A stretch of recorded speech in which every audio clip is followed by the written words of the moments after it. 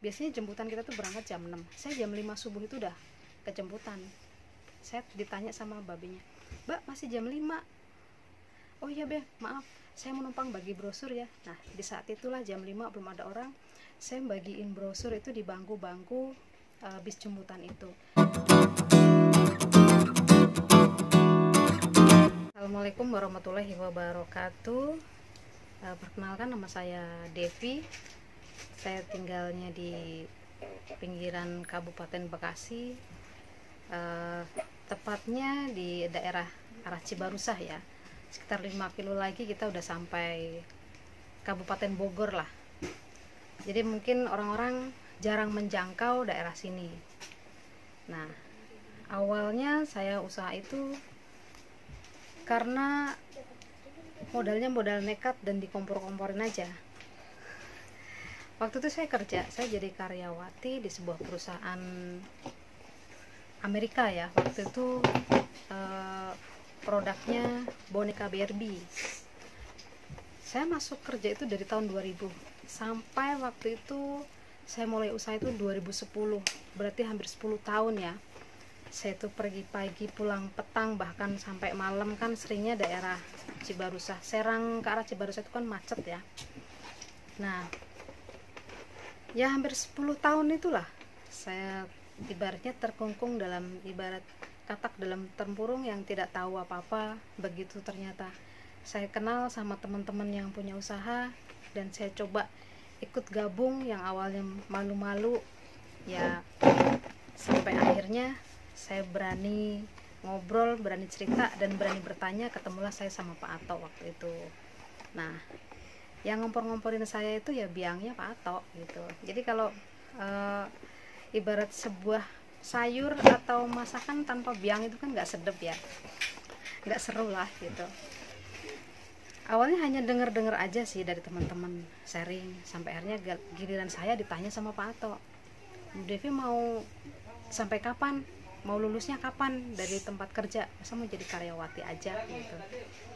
Mau bisnis apa ya Pak?" Saya tanya gitu. "Ya cocoknya apa? Cari tahu, cari idenya gitu." Kalau Pak Ato itu kan orangnya ceplas-ceplos ya. Mungkin kalau saya mungkin waktu itu nggak memberanikan diri, mundur saya waktu itu. Udahlah, Pak Ato galak, lanjutin aja kerja gitu. Tapi waktu itu saya ingin mencoba ya. Saya ingin mencoba sesuatu yang memang suatu saat bisa merubah hidup saya, minimal itu. Dan akhirnya dengan ditanya modalnya berapa, usaha modalnya modal nekat. Modal nekatnya kenapa? Ya memang nggak punya modal sama sekali. Karena apa? Waktu itu kan kita kerja tahun 2010 itu gajinya berapa ya? Sekitar 2 juta lah kayaknya itu. Kalau mungkin teman-teman yang ngerasain tahun 2000 jadi karyawan pabrik segitu. Nah, setelah kita dikompor-komporin, ditanya sama Pak Ato, "Mau usaha apa?" gitu. Bingung lagi mau usaha apa, saya nggak ngerti Pak Ato. Ya cari gitu, minimal dari apa yang disukai atau peluang apa, dari hobi juga bisa. Mikir lagi saya, sampai akhirnya saya tuh iseng merhatiin teman-teman saya, terus ngobrol. Teman-teman saya kerja itu kan hampir 85% perempuan ya, ibu-ibu muda, masih usia produktif lah, masih rata-rata punya anak 1 dan 2 di umur balita gitu. Dan waktu itu saya sering ngobrol sama ibu-ibu itu, "Mbak, kenapa sih kok kerja gitu? Suami istri kerja buat apa?" "Loh, ya buat anak dong Mbak," gitu. "Oh, buat anak ya? Kan masih kecil-kecil gitu kan, nggak perlu biaya banyak. Nanti buat sekolahnya dia. Terus kalau ditinggal bagaimana? Ya kalau ditinggal kan dia nggak minum ASI gitu. Terus pakainya apa? Ya susu." Termasuk kenapa saya kerja, buat kebutuhan beli susu sama pampasnya. Nah, dari situ langsung bersit, oh iya, kenapa nggak itu aja ya?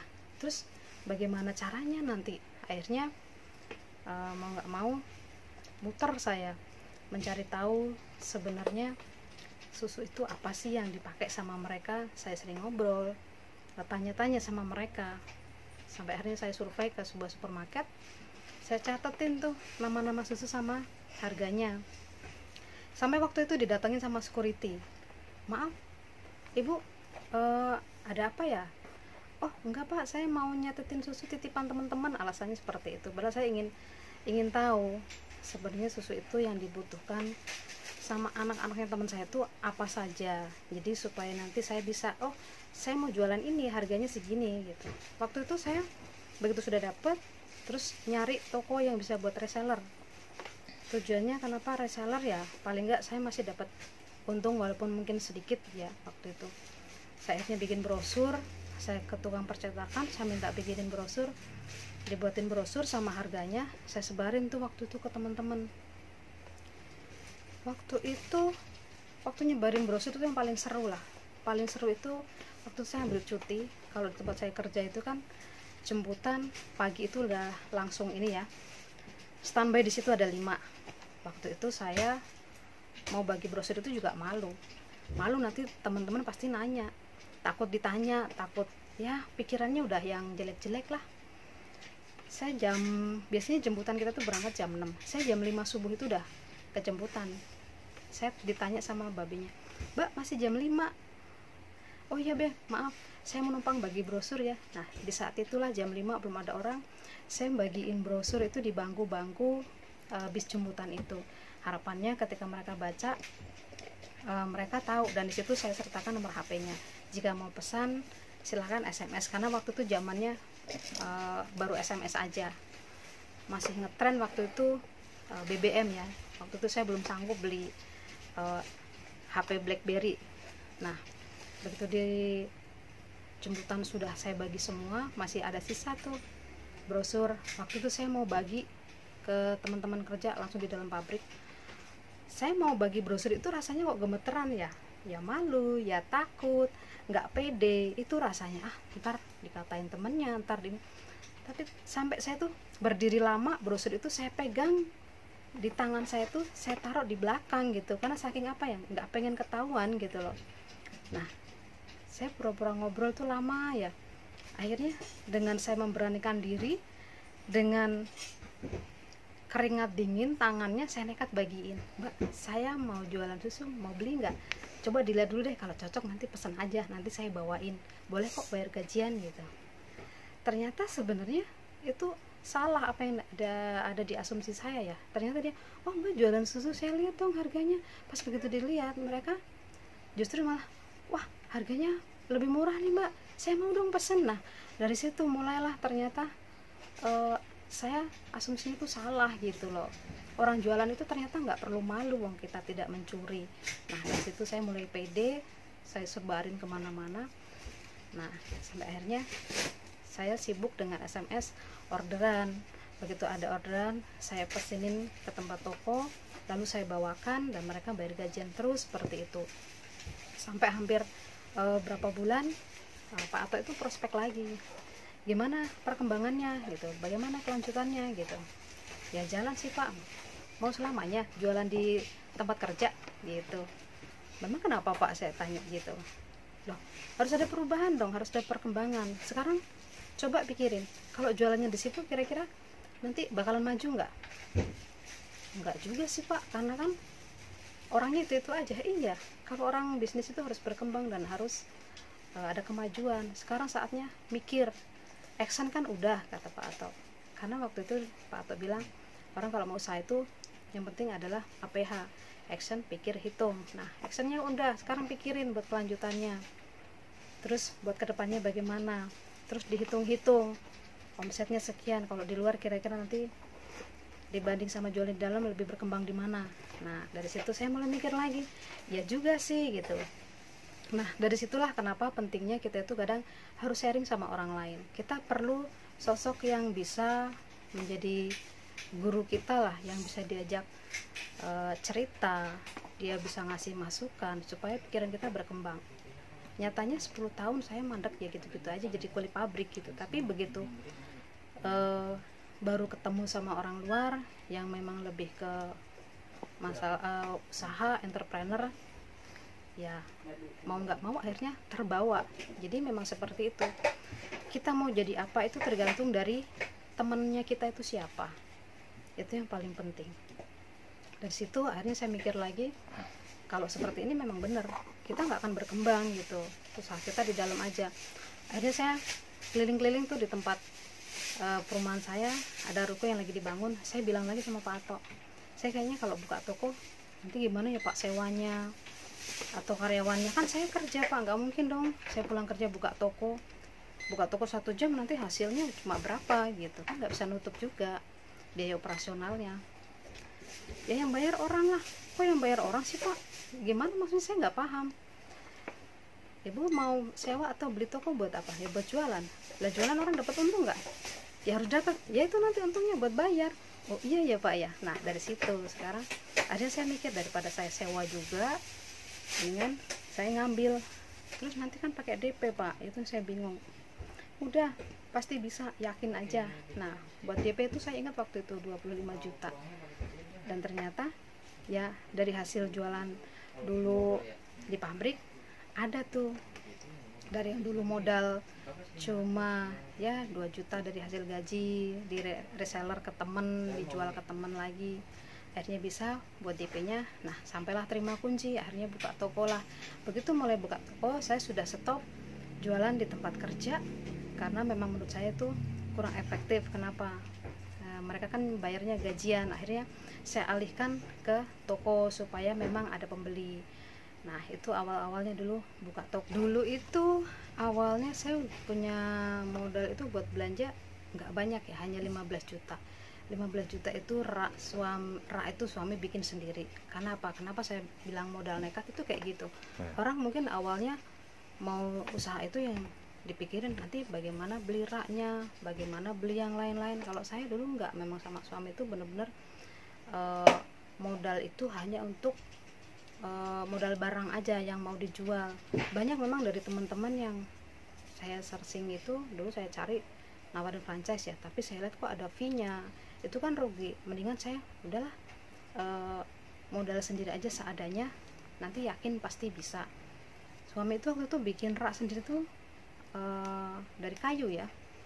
Suami itu kalau pulang itu jam 4 bikin rak kayu itu sampai jam 1 malam. Akhirnya jadi 3 rak itu, kira-kira panjangnya 1 rak, tingginya itu sekitar 2 meter, lebarnya sekitar 1,5 meter, jadilah 3. Nah modal susu itu kan waktu itu sama Pampers kalau 15 juta itu nggak banyak. Akhirnya kita siasatin waktu itu, Pak gimana ya Pak, kok kebanyakan raknya sekarang Pak, kan kelihatan aneh, lucu gitu kayak jualan main-main. Akhirnya kata Pak tuh udah displaynya diakalin. Gimana Pak, dijajarin itu satu-satu, semua ditaruhnya di paling depan raknya, jangan taruh di bagian dalam, nggak kelihatan susunya, ditaruh di depan semua, di raknya itu dimajuin. Nah, kayak gini lah. Jadi ternyata sebenarnya kalau dibuka belakangnya itu kosong gitu loh. Nah, jadi di depan itu hanya dipajangin satu-satu semua, jadi kelihatan banyak. Terus satu lagi Bu, apa Pak, kardusnya itu jangan dilipat, itu diapain Pak, dilakban lagi, taruh di depan supaya apa, supaya kelihatan stokannya banyak. Oh iya ya Pak ya. Nah itu cara ngakalinnya tuh dulu seperti itu. Jadi lucu dulu tuh kayak gitu, kelihatan banyak tapi ternyata hanya sebuah trik marketing aja gitu. Nah dari situ awalnya. Terus waktu itu juga bagi brosur pas pembukaan pertama, saya ingat hari pertama itu jualan 150.000.